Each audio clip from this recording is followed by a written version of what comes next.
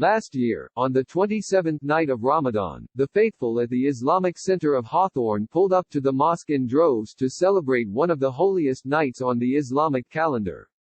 After they'd recited sunset prayers and begun their feast of meats, rice and rose milk, families dropped cash in donation boxes and wrote checks to the mosque as part of charity traditionally given during this season of spiritual introspection and elevated devotion.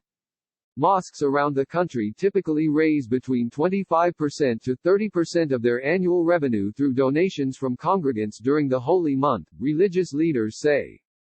For some communities, that can mean as much as $100,000, much of that concentrated in the final 10 days.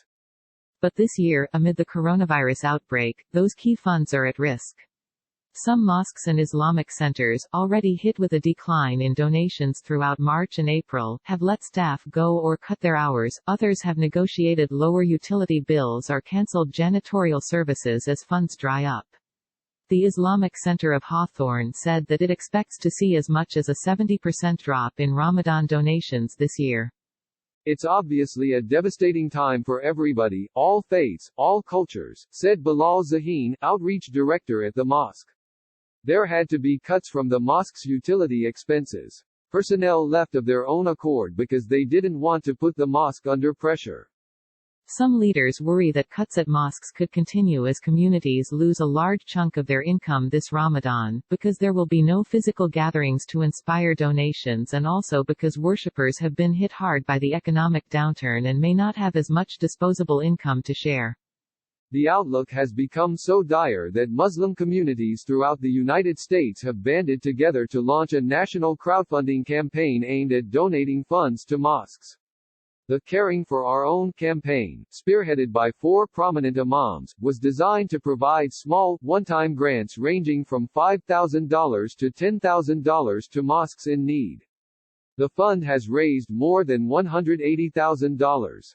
A lot of people have been furloughed or let go, or have seen a reduced salary, said Muhi Khwaja, co-founder of the American Muslim Community Foundation, a nonprofit organization that partnered with Launch Good to collect the funds.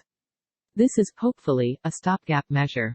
As soon as officials mandated stay-at-home orders in various states, Khwaja said, he and other organizers knew that mosques would have to close their doors.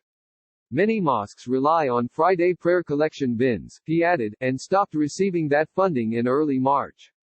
On top of that, the mosques receive an influx in participants during Ramadan every day, he said. We anticipated that a lot of mosques would be in this scenario.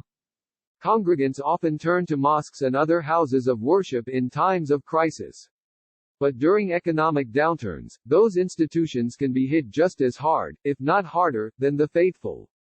Congregations are microcosms of the world around them. They are not insulated from them, said Brie Loskota, executive director of the Center for Religion and Civic Culture at USC.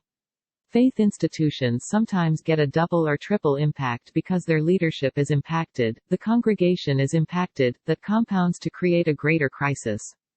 Loskota said that every mosque she knows is trying to figure out its next steps. Zahin, of the Islamic Center in Hawthorne, said he doesn't know where any future cuts would come from.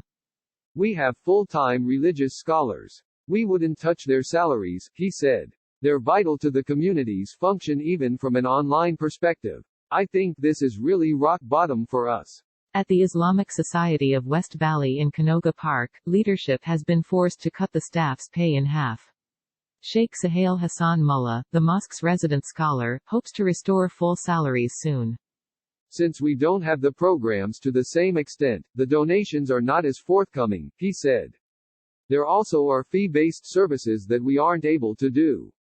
Ramadan, he said, is the time congregants gather most. We probably get about half of our annual donations during that 1 month, he said. You can imagine how that fans out for the rest of the year in terms of impact. Mullah plans to ask the board of directors to apply for Launch Good donation funds.